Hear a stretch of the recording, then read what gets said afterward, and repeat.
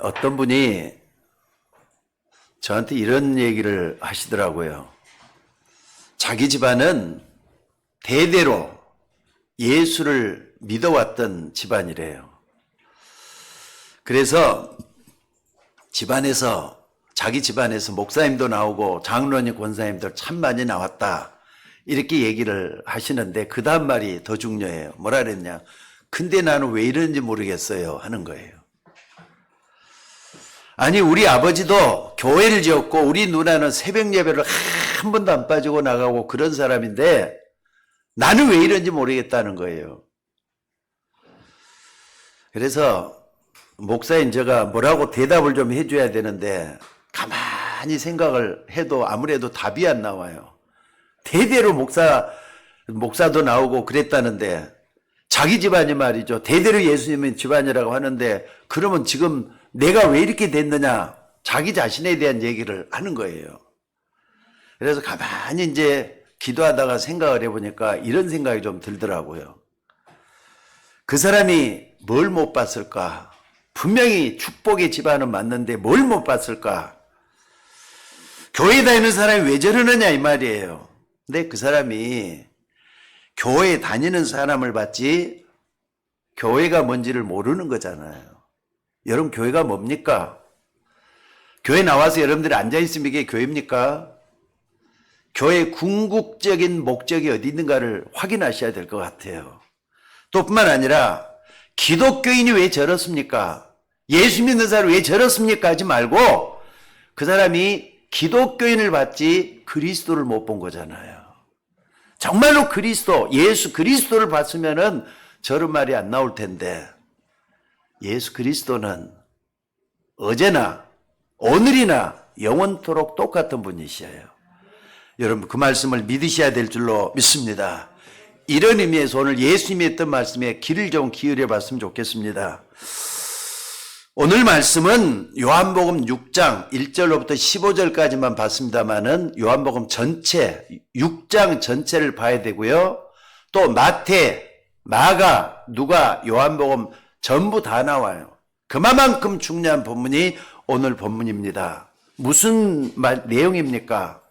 한마디로 말하자면은 어린아이가 먹으려고 가지고 온 도시락 하나가 있었다 그랬어요. 근데 그 도시락 안에는 뭐가 들어있었다고요? 빵 5개하고 물고기 2마리가 있었는데 그걸 가지고 어떻다고요? 예수님이 감사기도라고 축사를 하신 후에 나눠줬는데 5,000명을 먹였다 그랬어요. 가능합니까 여러분들? 오늘 얘기가 그 얘기예요. 한쪽에서는 난리가 난 거예요. 아니 어떻게 해서 저분이 도시락 하나 가지고 5,000명을 가지고 12광주리가 남았느냐? 저분 대단하다. 그러니까 우리는 저분을 임금으로 삼아서 우리의 육의 문제를 좀 해결하자. 먹는 문제 해결하자. 사람들이 먹는 것 때문에 고생하고 있지 않느냐? 그래도요, 우리 한국 사람들은 먹는 거에 대해서는 그렇게 크게 아직까지 신경을 안 쓰지만은요, 아프리카나 저 동남아시아 쪽으로 쭉 가보면은 아직도 먹는 문제 때문에 고통당한 사람들이 많습니다. 그걸 아셔야 돼요. 어떤 데서는 말이죠. 하루에 10원짜리 하나 가지고 해결을 하지를 못하는 사람들도 있어요. 빵 한 쪽 사질 못해가지고 굶는 사람도 있어요. 가까이 북한만 가도 그렇잖아요, 지금. 북한에 굶주린 사람이 너무 많다잖아요. 그러니까 한쪽에서는 저 예수님을 그렇게 빵을 만들 줄 아는 저 예수님을 임금으로 삼자 이런 말도 있고요. 또 하늘에서 뚝딱 떨어지는 줄 알고 먹는 게 뚝딱 떨어지니까 사람들이 떼거지로 몰려오는 거예요. 지금 떼거지로. 예수님 앞에 몰라요. 그러니까 예수님이 대답하시잖아요. 너희들이 나를 따라온 것은 빵을 보고 배부른 까닭이다. 이런 말씀을 하셨습니다. 자, 오늘 여기서 여러분들은 정말로 중요한 것을 붙잡고 기도의 제목으로 삼아야 될 줄로 믿습니다. 그래서 예수님을 따라오는 사람들이 묻잖아요. 우리가 어떻게 하면이 하나님의 일을 할 수가 있습니까? 물었을 때 예수님이 이런 말씀을 해요. 하나님께서 보내신 일을 믿는 것이 하나님의 일이다. 그러니까 하나님이 보내신 자가 누굽니까? 예수 그리스도잖아요. 당신을 두고 하시는 말씀이에요, 지금. 그러니까 예수님을 잘 믿는 것이 하나님의 일이다 그랬어요. 아니, 예수님을 제대로 믿지도 않으면서 하나님의 일부터 하려고 하는 자체가 잘못된 발상이라는 말씀을 하고 있는 겁니다. 그러니까 여러분들, 무조건 기적을 쫓아가는 것은 불신자하고 똑같은 거예요. 안 그렇습니까? 적어도 우리 교회는 그 수준을 좀 뛰어넘어야 될 줄로 믿습니다. 예수를 믿지도 않으면서 기적이나 먹을 양식만 바라보고 형식적으로 교회 다니는 그런 사람으로 여러분들의 신앙생활이 되어져서는 안 된다 이 말입니다. 지금도 많은 교회들이 여전히 이런 빵 문제 여기에 얽혀가지고 갈등하고 싸우고 하는 그런 문제들이 많습니다. 어떻게 하면은 돈 이것을 많이 교회가 가지고 있느냐 또 가져가느냐 이거 가지고 싸움을 한단 말이에요. 그러니까 떡 이것 때문에 사람들이 싸운다 이 말이에요. 어떤 교회에서는요 원로 목사 그리고 담임 목사 간에 갈등이 생겨가지고 이것 때문에 그냥 교회가 둘로 나눠진 교회도 있다고 그래요. 어떤 교회에서는 장로파, 목사파 이렇게 나눠가지고 교회가 이렇게 그냥 4분 5일 돼 갖고 있는 그런 경우도 있다 그래요. 특히나 우리나라 같은 경우는 그런 경우가 많잖아요. 옛날부터 이시조전 500년 역사가 당파 싸움하면서 살아왔던 민족이잖아요. 지금도 말이죠. 동서 간의 갈등 심각해요. 남북이 말이죠. 이렇게 나눠져 갖고 있는데 동서 간의 갈등도 일어나고 있는데 우리나라잖아요. 뭐든지 보면은 갈등이고 분열이고 싸움이고 이게 지금 말이죠. 전 세계에 일어나고 있는 이런 문제라 이 말입니다. 뭐 때문에 이렇게 하는 거죠? 다 쓸데없이 바로 이 떡 때문에 사람들이 이렇게 4분 5일 되고 있다 이 말입니다. 여러분 그런 사람들은 아마 쉽게 응답 못 받을 것 같아요. 안 그렇습니까? 또 예수님은 구원받은 사람에게만 알아듣는 말씀도 하셨어요. 옛날에 광야에서 이스라엘 백성들이 만나를 먹었는데 만나는 하나님께서 먹을 것이 아무 데도 없는데 아침에 일어나면은 나무가 하나 자랐는데 거기에 만나가 피어갖고 있었단 말이에요. 솜같이 피어갖고 있었는데 그걸 먹으면은 맛있는 건 아니래요. 먹을 수 있는 영양분이 있었는가 봐요. 만나가지고 먹으면은 또 저녁 되면 사라지고 아침에 되면 또 피어나면 또 만나가 일어나고 광야 생활하는데 이런 식으로 해가지고 이스라엘 백성들이 살아남았단 말이에요. 근데 그 만나를 먹고 그 사람들이 구원받았느냐? 예수님이 그 얘기를 하셔요. 모세가 너에게 하늘로부터 떡을 준 것이 아니라 내 아버지께서 너희에게 하늘부터 참 떡을 주셨다. 그러면서 예수님 자신을 소개할 때 뭐라 그랬느냐? 나는 생명의 떡이요 내게 오는 자는 결코 줄이지 않을 것이요 나를 믿는 자는 영원히 목마르지 아니하리라 말씀을 하셨어요. 심지어 뭐라 그랬느냐? 요한복음 6장 55절에 보니까 뭐라 합니까? 오늘 6장 전체를 본다 그랬죠? 6장 맨 마지막 부분에 55절에 뭐라 그랬느냐? 내 살은 참된 양식이요 내 피는 참된 음료로다 그랬어요. 이건 바로 지금도 교회 생활하고 있는 성찬신 얘기라는 거예요. 예수님의 떡과 잔을 나누는 성찬신을 빗대가지고 예수님이 말씀하고 있는 거예요. 그러니까 여러분들 예수님이 이런 얘기를 오병이의 사건에게만 국한돼서 말씀한 게 아니라 이 말입니다.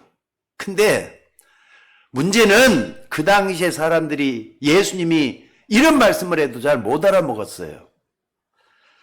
그러니까 어떻게 그걸 알 수 있느냐? 자, 예수님이 십자가에 못 박혀 죽으셨어요. 근데 그 밑에 5,000명이나 됐던 사람들은 전부 다 도망가고 없었어요. 심지어 제자들도 도망갔잖아요. 못 알아먹었다는 말이잖아요, 그게. 또 설령 구원받을지라도 영적인 나이는 어린아이 수준이었다 이 말입니다. 그래서 오늘 하나님의 아들 예수 그리스도를 잘 믿는 것이 하나님의 일이라고 했습니다. 여러분들은 하나님의 말씀을 바로 믿어야 하나님의 역사가 일어난다는 걸 믿으셔야 돼요. 무슨 말인지 알겠습니까? 어차피 교회 다니면서 그 시간에 교회에 앉을 때는요, 말씀을 정확하게 듣고 정확하게 믿는 여러분이 될 수 있기를 주의 이름으로 축원합니다. 사람들은 평생 자기가 살아왔던 나이만큼 세상 지식으로 뿌리 내려져 갖고 있어요. 그렇기 때문에 하나님의 말씀이 잘 들어오지 않는 건 당연한 겁니다.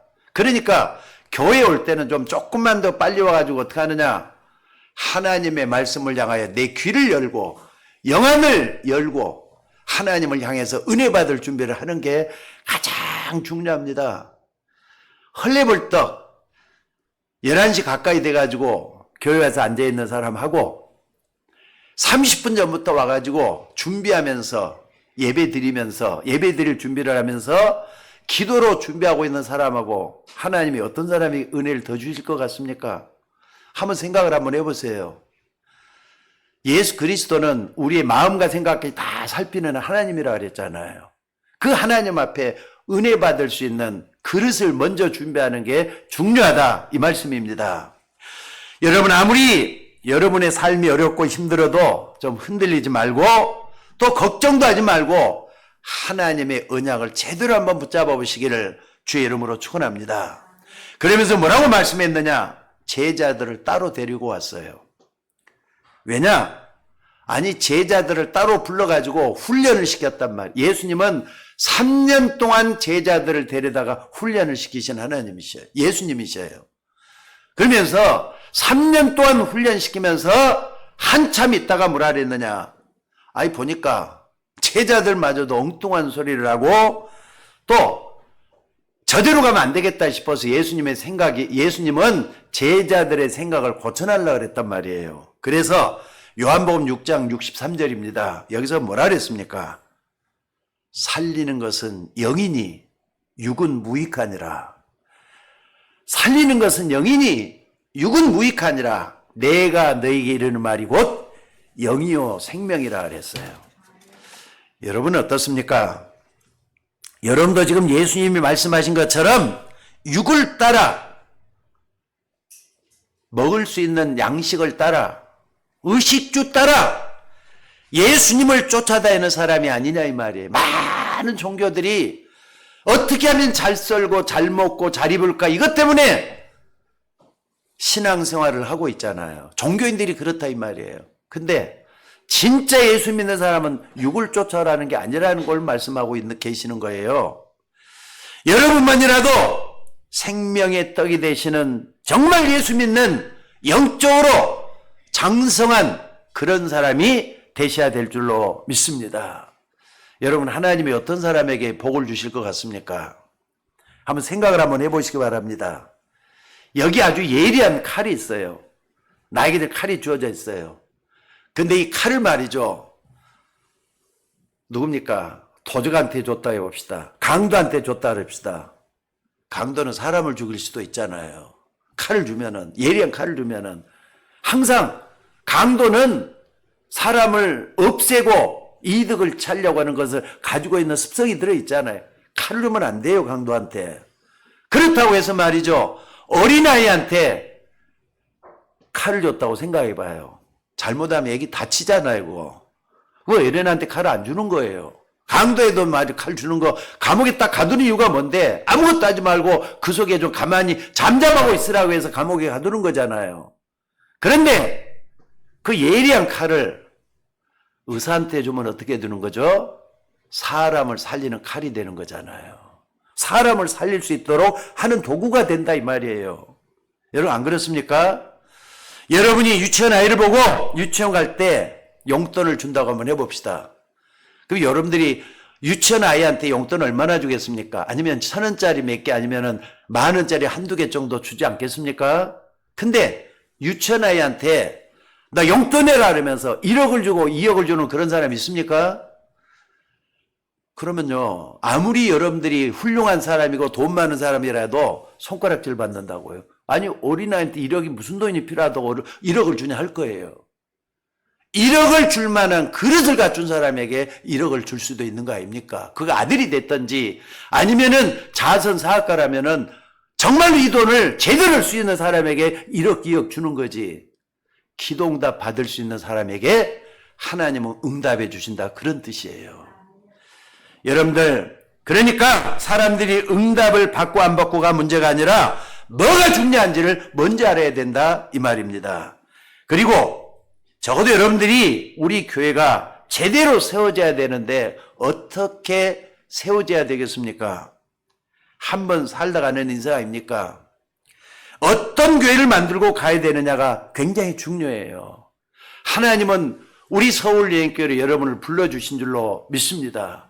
여러분들이 모여가지고 서울여행교회가 돼갖고 있는 거예요. 아마 여러 서울여행교회 사장은 여러분들이 잘 할 거예요.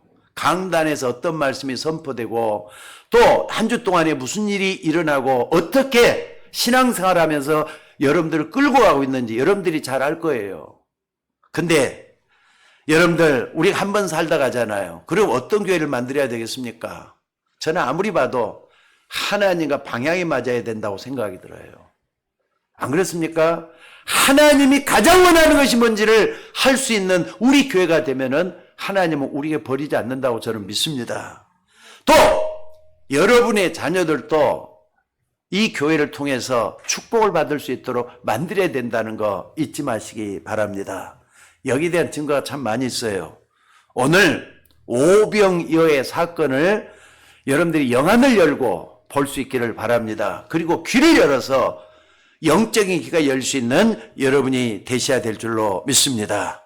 오늘 요한복음 6장은 예수님이 오병이어의 기적으로 영적인 것을 아주 중요한 진리를 가르쳐주고 있다고요. 여러분의 삶이 배부르고 등 따뜻하고 또 육신적인 게 만족한 그런 삶이 된다면은 떡만 바라보는 무리하고 별반 다를 바가 없다고요. 안 그렇습니까? 종교인과 다를 바가 없는 거 아닙니까? 교회 안에서도 내가 주인 되고 내가 자리 차지하고 그런 육신적인 그런 교회가 돼서는 안 돼야 된다는 거 여러분 잘 알고 있잖아요. 적어도 서울여행교회는 어떤 교회 되겠다. 여러분들이 한번 생각할 거예요. 하나님이 원하는 기준에 맞으면 우리 교회는 합격일 거예요. 근데 우리가 거기에 하나님의 기준에 맞춰가야지 내 기준에 하나님을 맞추면 안 되는 거잖아요. 교회는 무엇보다도 세상에 영원한 구원이 되시는 예수 그리스도의 올바른 복음, 살아있는 복음, 영적인 복음을 전해줘야만 되는 게 교회의 사명이라고 저는 믿어요.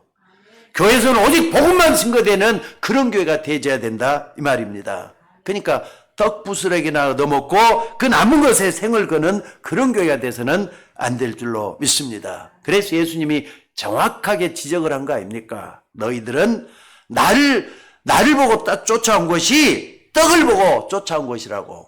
거기에는 무리들이 있었어요. 자, 오늘 여러분들이 그렇다면은 정말로 좀 예수님이 여러분에게 주시는 의미를 좀 깨달아야 될 것 같아요. 무엇 때문에 이 말씀을 하시는가? 우리는 먼저 말이죠. 히브리서 11장에 믿음의 사람들이 쭉 나오잖아요. 거기 아브라함부터 시작해가지고 구약의 믿음의 중요한 인물들이 거기 다 나오는 걸 볼 수가 있어요. 근데 이 사람들을 먼저 믿음으로 다 승리했던 사람이기 때문에 소개를 해요. 믿음으로 하면서 승리했던 그 사람들을 소개하고 있어요. 그 중에 중요한 믿음의 사람들 몇 명만 예를 들어도 우리는 이 오병이어의 기적에 관한 중요한 부분을 찾아보게 될 줄로 믿습니다. 창세기가 몇 장까지 돼갖고 있죠, 여러분들? 50장까지 돼갖고 있어요. 근데 그 중에서도 한 사람에 대한 얘기는 가장 길게 나와요. 누굽니까? 요셉이잖아요, 요셉. 요셉에 대한 얘기는 제일 많이 나와요. 37장부터 50장까지. 13장에 걸쳐가지고 요셉에 대한 이야기를 쭉 달수록 있다니까요. 그 중에서 38장인가요? 거기에는 유다에 대한 얘기 빼놓고 요셉에 대한 얘기가 전부 다 나와요. 근데 거기 보면은요, 여러분들, 요셉의 형들과 요셉과의 비교를 한번 해볼 수가 있어요. 요셉 형들은 어떻습니까? 완전히 육신적인 거잖아요. 배부르고 또 등 따뜻하고 또 아버지가 나한테 잘해주고 좋은 말 해주고 칭찬해주고 육신적인 거 이걸 만족하는 사람들이 요셉의 형들이었어요. 10명이나 됐잖아요. 베냐민 얘기는 안 나오더라고요. 근데 10명에 대한 얘기는 전부 다 자기한테 잘해주는 거, 아버지가 나한테 잘해주고 먹을 것 많이 찾아 먹고 이런 거에 대해서 관심이 다가 있는 사람이 요셉의 형들이었어요. 근데 17살밖에 안 된 어린 요셉이 어떻습니까? 17살이면 우리 여기 다현이가 지금 몇 살이죠? 다현이가 17살이에요. 근데 17살 요셉이란 말이에요. 17살 요셉은 하나님이 주신 언약을 똑바로 알고 있었어요. 선조 때부터 들어왔던 여인의 우선 얘기, 창세기 3장 15절의 언약을 딱 붙잡고 있었다고 저는 믿습니다. 게다가 어딜 가든지 간에 이 복음이 전개돼야 된다. 세계복음화에 대한 언약을 붙잡고 있었다는 걸 볼 수가 있어요. 그러니까 해와 달과 별들이 내게 절하더이다. 11개의 볕단들이 내게 절하더이다. 가정을 어떻게 복음할 것이며 이 땅이 어떻게 복음화 될 것이라는 그 언약을 딱 붙잡고 있었던 사람이 요셉이었다 이 말입니다. 그러니까 하나님은 이런 언약을 붙잡은 요셉에게 모든 걸 다 가져가잖아요. 하나님의 눈은 요셉을 향해 집중해 있었어요. 노예를 가도 마찬가지였고요. 감옥에 들어가도 마찬가지였고 오직 하나님의 눈은 요셉이 가는 길에 지켜지는 집중돼 갖고 있는 이런 모습을 볼 수가 있었다 이 말입니다. 그러니까 우리는 우리의 삶에서 많은 걸 뺏긴 데에도 이 방향으로 우리의 인생에 가는 게 틀림없이 성공하는 길이라고 저는 믿습니다. 여러분 하나님은 모든 걸 다 가져다가 요셉에게 폭포수같이 은혜를 다 보아줬어요. 그러니까 어떻게 감옥에 들어가 있는 요셉이 총리가 될 수가 있었겠습니까? 생각을 한번 해보세요. 아니 감옥에 들어있는 죄수잖아요. 평생 감옥에 썩어야 돼요. 그런데 어두컴컴한 감옥에 있는 요셉을 불러다가 그것도 막 왕궁으로 불러다가 총리로 쓸 수가 있겠느냐는 거예요. 거기서 우리가 중량을 딱 하나 붙잡으셔야 돼요. 하나님이 함께하는 요셉이었잖아요. 이걸 여러분들이 붙잡으셔야 돼요. 하나님은 모든 것을 다 가져다가 요셉에게 주신 줄로 믿습니다. 그러니까 여러분들 하루하루 살면서 흔들릴 일이 얼마나 많습니까? 세상 살다 교회만 딱 떠나면은 우리는 세상 속에 빠져 들어가는 거예요. 가정도 세상하고 똑같습니다. 세상 편에서 딱 보면 여러분의 가정은 세상하고 똑같아요. 근데 하나님 편에서 여러분 가정이 되게 만들어야 돼요. 그때 하나님의 축복이 드러나게 돼 있어요. 세상도 교회를 통해서 세상을 볼 수 있고 하나님의 눈을 통해서 세상을 볼 수 있는 눈이 열려져야지 그게 올바로 간다 이 말입니다. 여러분 단 한 번도 이 언약을 놓친 사람은 이긴 적이 없습니다. 그 증거가 뭐냐? 성경이에요. 여러분 창세기부터 요한계시록까지 성경에는 흐름이 있어요. 어떤 방향을 타고 일정하게 흘러가고 있는 흐름이 있다 이 말이에요. 이 언약 붙잡은 사람은 단 한 사람도 승리하지 않은 사람이 없다는 거 꼭 그걸 붙잡으셔야 돼요. 여러분들 초대 이스라엘의 왕이 누굽니까? 사울이 왕이잖아요. 사울 왕이 육신적인 사람이었단 말이에요. 그러니까 출세해서 이 사람 돈 받기면 처음에는 말이죠. 하나님의 민정을 참 받았던 것 같아요. 준수하고 또 이렇게 잘생기고 또 이 사람은 힘이 세고 그래가지고 하나님께서 사울왕을 올려주셨어요. 왕으로까지 이스라엘의 왕으로까지 올려주셨는데 어느 날 보니까 그 자리 탐하고 말이죠. 자기 아들도 이 자리에 있어야 되고 또 자기를 통해서 모든 게 돼야 된다. 육신적인 모습이 드러나기 시작한 거예요. 그런데 다윗은 어떻습니까? 다윗은 어떻게 하면은 언약궤 모실 성전을 지킬 것인가? 관심의 초점이 거기다가 있던 걸 볼 수가 있습니다. 그러니까 사울은 뭐냐? 쉽게 말하면 떡밖에 모르는 사람이 돼버렸고, 다윗은 어떻게 하면 하나님께 영광을 돌릴 것인가, 하나님을 기쁘게 할 것인가, 거기에 초점이 다가 있는 걸 볼 수가 있습니다. 구약시대 인물 하나만 더 들어보자면은, 다른 사람들은요 전부 다 베델, 여리고, 길갈, 육신적으로 풍요한 이것밖에 몰랐어요. 그런데 엘리사는 그런 거 다 자기는 필요 없대요. 뭐라 그랬느냐? 엘리야에게 있었던 영감을 갑절이나 내게 여겨달라. 그러니까 엘리사가 난 이제 곧 승천하게 될 터인데 내가 너에게 뭘 해주기를 원하느냐 했을 때, 마지막 소원 한 가지만 말해라 했을 때 엘리사가 뭐라 그랬습니까? 다 필요 없대요. 길갈, 여리고 다 필요 없대요. 그건 풍요를 주는 육신적인 거란 말이에요. 그거 구하지 않아도 당신에게 있었던 영감의 갑절만 나에게 달라. 이렇게 기도를 했던 것 같아요. 하나님은 그 기도를 들어줄 수밖에 없잖아요. 그래서 나중에는 어떻습니까? 어마어마한 기적이 일어나요. 거기서 말이죠. 그 유명한 뭐가 나옵니까? 아주 중요한 것이 여기서 나오죠. 뭡니까? 어마어마한 하나님의 역사는 도단성 운동. 여러분들 조금만 좀 육신의 눈을 닫고 영안을 열어서 영적인 세계를 볼 수 있는 여러분이 됐으면 좋겠어요. 그냥 세상 사람들 흘러가는 대로 이것도 먹고 저것도 먹고, 그 속에는 담배도 포함되고 술도 포함되고 그래요. 세상 사람들 흘러가는 요 속에만 있지 말고 좀 그쪽에는 좀 조금만 눈을 좀 닫고 하나님을 향해서 눈을 열어보라 이 말이에요. 이거 필요하지 않겠습니까? 언제까지 우리가 여기에 마음을 맞추고 방향을 맞춰야 되겠느냐 이 말이에요. 또 초대교회 사람들 한번 더 보십시다. 하나님이 연약하고 무식한 사람들이 모여있는 초대교회를 왜 쓰셨겠습니까? 심지어 초대교회는 복음을 가졌는데도 유대인들은 초대교회를 갖다 뭐라 이단 누명을 씌워버렸어요. 심지어 바울 같은 사람은 다메섹 도상에서 부활의 주님을 만난 이후에는 유대교인들, 바리새인 거기서 빠져나왔잖아요. 그래서 뭐 하느냐? 오직 복음만 전했어요. 근데 나중에는 뭐라 하느냐? 사도행전 24장 5절에 보니까 이단의 괴수란 말까지 들었습니다. 근데 하나님의 응답은 따로 있었어요. 하나님은 나라가 망하거나 말거나 오직 나만 출세하면 된다고 생각하는 바리새인들을 하나님이 쓰실 수가 없었다 이 말입니다. 그러니까 역사 속에서 바리새인, 저 유대인을 쓰신 역사가 없어요. 꼭 좀 기억할 수 있기를 바랍니다. 로마가 속국이 돼 있는데도 그 속국에서 출세했다고 행복하다고 말하는 그런 유대인들을 쓰시질 않았다 이 말입니다. 차라리 고기 잡는 어부라도 주는 그리스도시요 살아계신 하나님의 아들이니라고 이렇게 고백했던 베드로를 통해서 세계 역사를 뒤바꿔놨던 초대교회였다 이 말입니다.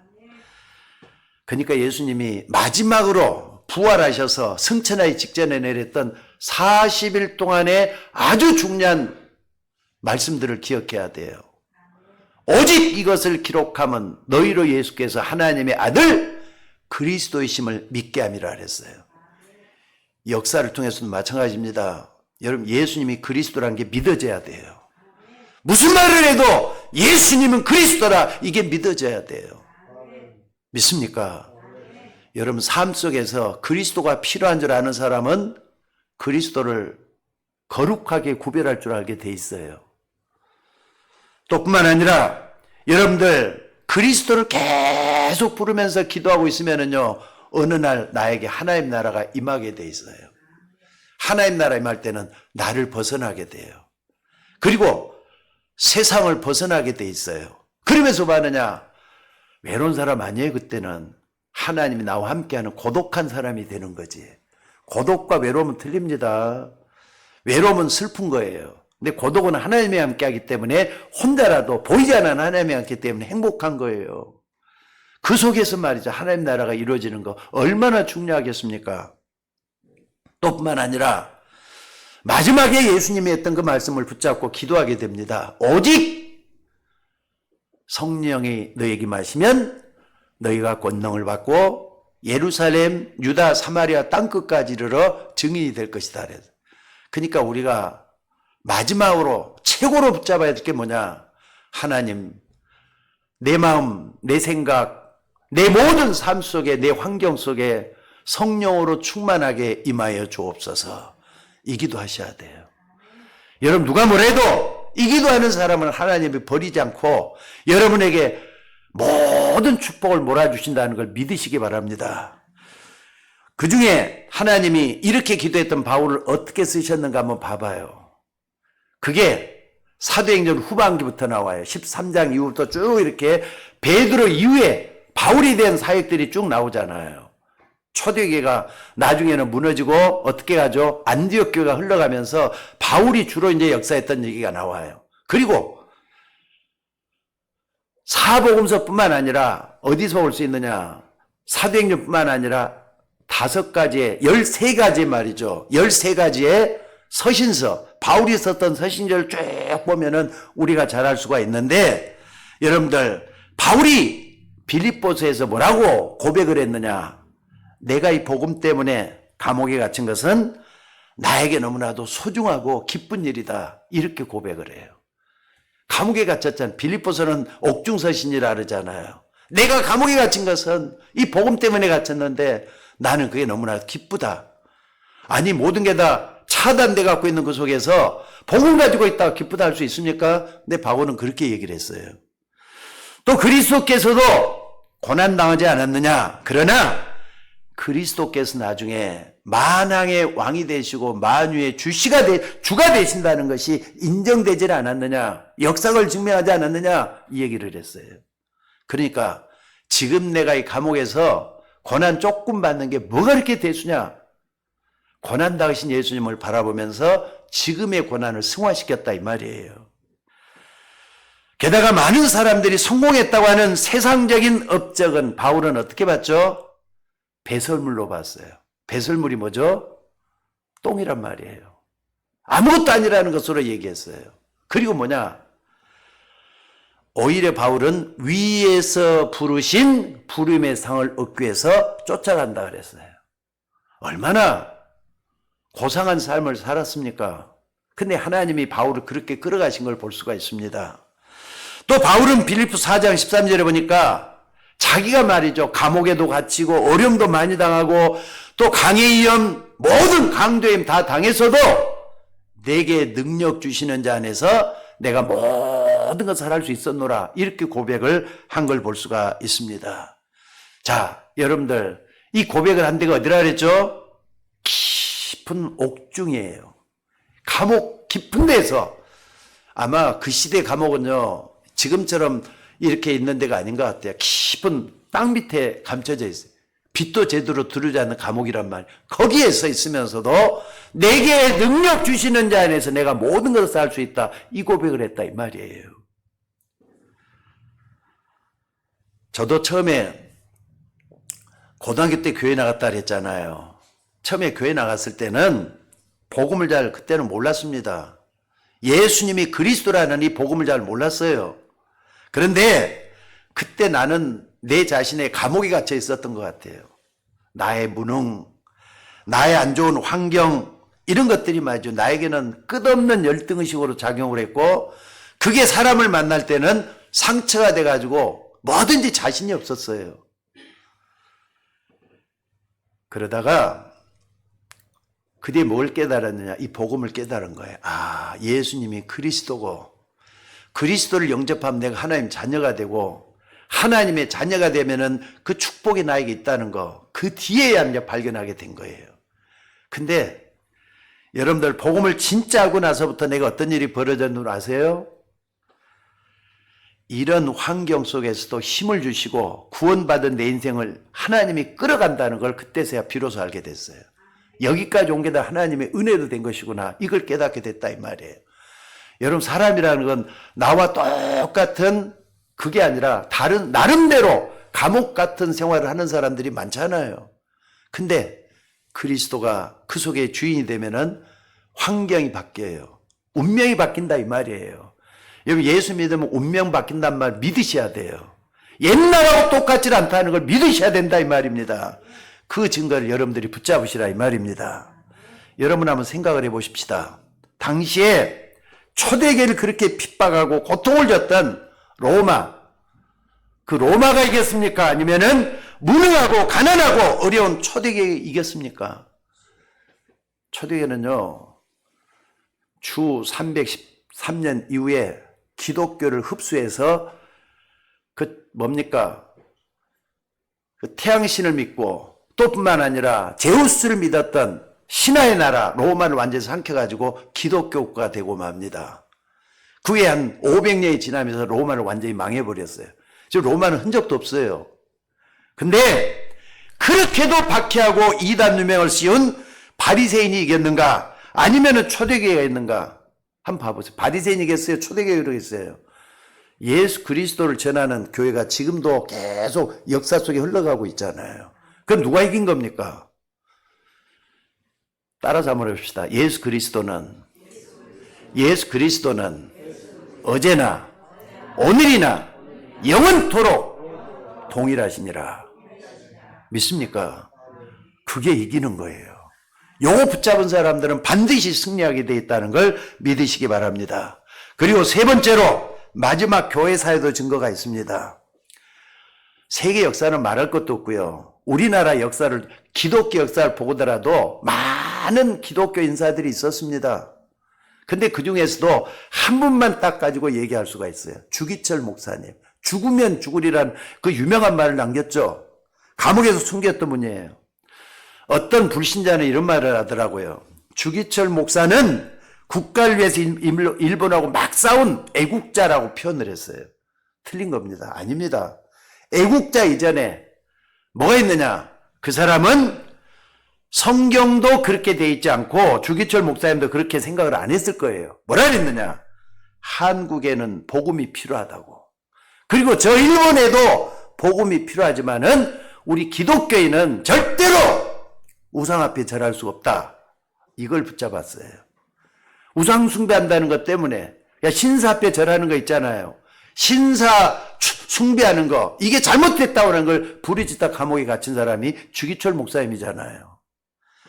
여러분들, 근데 돈만 주면 무슨 짓 하는 우리나라 정치 목사들이 있습니다. 지금도 똑같아요. 지금도 말이죠. 어느 총회든지 간에 정치 좋아하는 목사들이 있습니다. 근데 정치권 목사들이 총회를 이용해서 우상 숭배하기로 결정을 했어요. 아마 일본에서 매수를 해가지고 정치권 목사들을 갖다가 무조건 우상 숭배도 괜찮다고 이렇게 말을 하라 했는데 어용 목사들 생겨났습니다. 그러니까 총회가 잘못되면은요 그렇게 되는 것 같아요. 당시 초창기가 뭐냐면 조선 예수교 장로회 총회에서는 하나님의 말씀으로 이거 틀린 결정을 해요. 교회 안에 우상 숭배도 된다고. 근데 길선주 목사라든지 또는 누굽니까? 저 여수 쪽에 손양호 목사님이라든지 또 제주도의 이기포 목사님이라든지 그리고 주기철 목사님 이런 분들이 그거 아니다. 총회가 잘못됐다. 교회는 절대로 우상 숭배할 수가 없다. 그러다가 주기철 목사님 감옥에 갇힌 거란 말이에요. 여러분들 생각을 한번 해봅시다. 주기철 목사님이 감옥에서 갇혀가지고 결국은 죽었습니다. 순교했단 말이에요. 그러면은 주기철 목사님이 죽었으니까 주기철 목사님이 진 겁니까?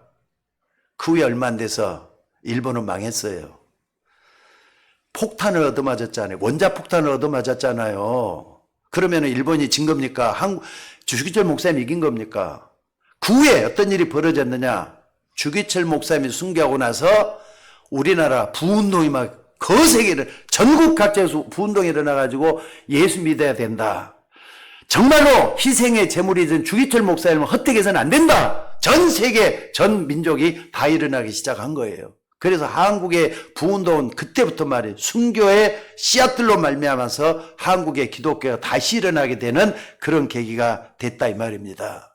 그러니까 여러분들 우리는 우리들의 후대에게 뭘 전해줘야 되느냐? 하나리 미랄이 돼서 십자가에 못 박혀 죽으신 예수 그리스도의 십자가의 복음을 우리는 증거해 줘야 돼요. 어린 자녀들에게 그리스도의 피 묻은 복음을 증거해 줘야 된다 이 말입니다. 주기철 목사님이 그 예잖아요.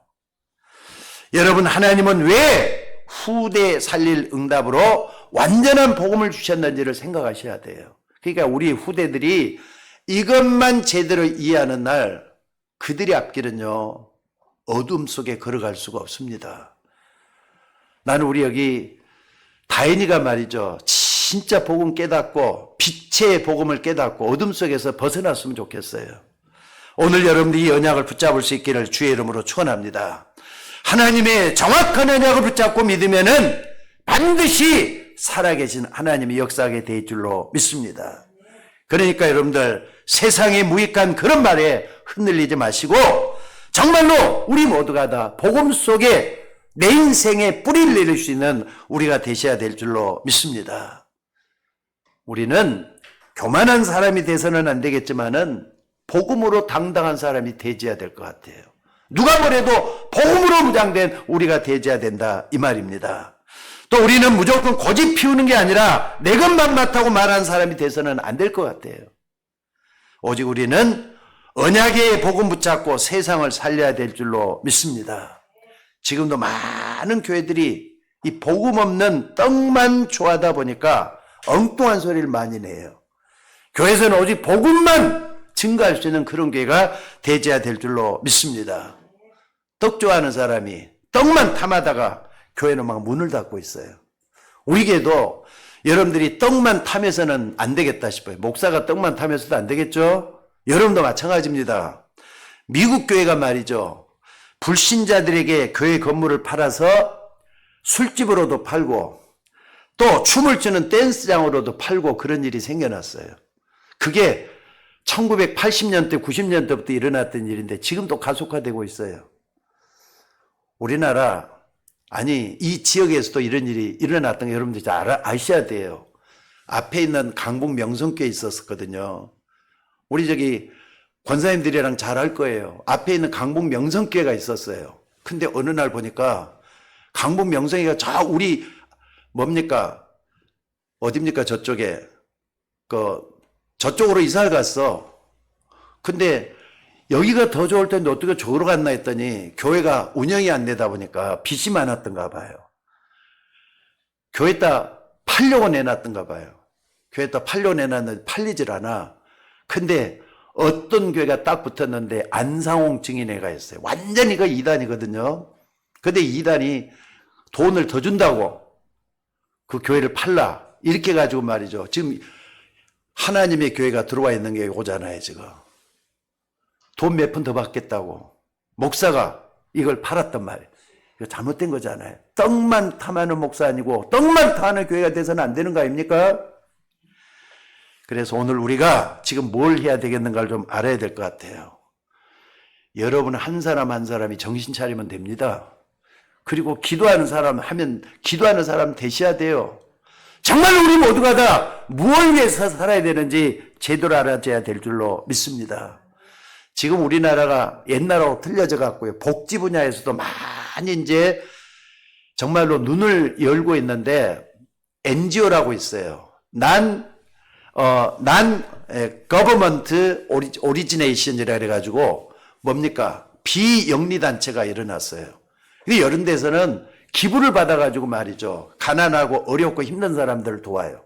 국제적으로 돕는 걸 비영리단체인 NGO에서 많이 활동을 해요. 우리나라에서 복지하는 사람도 많이 하는데 근데 이걸 이용해갖고 어떻게 하면은 떡을 더 많이 차지할 건가 하는 사람들이 생겨났다잖아요. 그러니까 사람들의 심리가 참 이상하죠? 근데 조지 물러 같은 사람은 진짜 구하를 위해서 전쟁 때 얼마나 많은 교회가 생겨났어요. 조지 물러 같은 기도하는 사람이 일어나가지고 기도를 해가지고 5만 가지 이상에 남는 기도응답을 받았다. 그래서 저 구하들을 먹여 살렸다. 이런 얘기가 역사 속에 나옵니다. 선교사님 가운데서도 정말 사명감을 가지고 저 중국 대륙을 복음하겠다고 저 중국에 말이죠. 그때만 해도 중국은 완전히 일본 치하에 있을 때입니다. 근데 중국 대륙을 흡이면서 선교했던 사람이 허디슨 테일러라고 있어요. 결국 거기서 죽었잖아요. 근데 허슨 테일러 같은 사람이 선교사의 모델이 되고 있어요. 아프리카를 복음하기 위해서 영국의 평화로운 자리를 마다하고 아프리카 오지로 들어가서 그들과 함께 생을 함께했던 리빙스턴 같은 선교사도 있습니다. 이 사람 몸이 약했다 그래요. 근데 아프리카 선교사 들어가고 자기 식구들이 다 죽었대요. 아내도 죽고 자기 딸들도 아들도 죽었다는 거예요. 근데 이제 몸이 너무 약하니까 다시 영국 선교의 본부의 도움을 받아가지고 영국에서 쉬고 있을 때 거기 있는 현지 목사들이 얘기를 했대요. 선교사님, 야에 그냥 몸이 너무 약하니까 야에 그냥 영국으로 들어오는 게 낫지 않겠습니까? 이렇게 했더니 아니라고, 자기는 거기로 또다시 가야 된대요. 아프리카 또 가야 된다는 거예요. 왜냐하면 내가 어떤 거지 너무나도 오지가야가 들어올 사람이 없다는 거예요. 나는 그들을 버릴 수가 없다고 허약한 몸을 끌고 다시 또 들어갔다고 합니다. 들어가지고 뭐 하느냐. 나중에 말이죠. 리빙스턴의 제자가 이 사람인들을 찾아갔대요. 선교지가 없어. 그냥 어디 있다고 하니까 가보니까 저 폭포 밑에 있는데 거기서 앉아갖고 있더라는 거예요. 가봤답니다. 근데 움직이지를 않아. 근데 죽어가고 있었다는 거예요. 몸이 너무 아파갖고 있는 데다가 기도만 하고 있는 리빙스턴이 거기서 죽어 있다는 거예요. 마지막까지 그 아프리카 오지에 있는 사람을 놓고 기도하다 죽었다는 겁니다. 그러니까 리빙스턴 선교사는 지금도 많은 사람들의 내리 속에 남아있잖아요. 여러분, 이런 사람이 떡 장사하는 선교사가 아니라 진짜 선교사 아니겠습니까? 나는 필리핀에서 그런 사람을 하나 봤어요. 나이는 나보다 1살 적어요. 우리가 돕고 있는 필리핀의 서기석 선교사가 나는 그런 사람이라고 생각이 들어요. 그래서 말이죠. 우리 교회에서 가장 많은 선교비를 그쪽으로 좀 보내고 있는 중에 있어요. 어린아이들을 살려내는데 그래 끝까지 한번 도와보자 이렇게 하고 있습니다. 여러분들이 내는 것도 다 거기에 들어가는 거예요. 자, 교회는 떡장사에서는 안 될 것 같아요. 그러니까 리빙스톤이 다시 아프리카로 들어갔는데 사람들이 어느 정도까지 그 사람을 기억하느냐. 아프리카의 아버지다고까지 표현을 했어요. 오늘 여러분들이 정말 다시 한번 생각해 볼 수 있기를 주의 이름으로 축원합니다. 우리가 뭘 위해서 헌신하고 뭘 위해서 신앙생활을 어떻게 해야 되겠는가.